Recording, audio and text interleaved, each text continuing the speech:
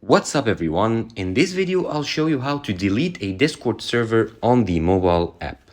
So here I have like a test server, a server that I set up for this video, and I can tap on the three dots here next to the test server name on the top of the screen. And I have here the info of the server. If I press on the settings icon on the right here, that's the fourth icon, and I press on overview, that's the first option. Scroll to the bottom where you'll see here the option to delete the server. If I press on it, it'll ask me if I really want to delete the test server, and this action cannot be undone. So make sure your decision is final, as this cannot be undone.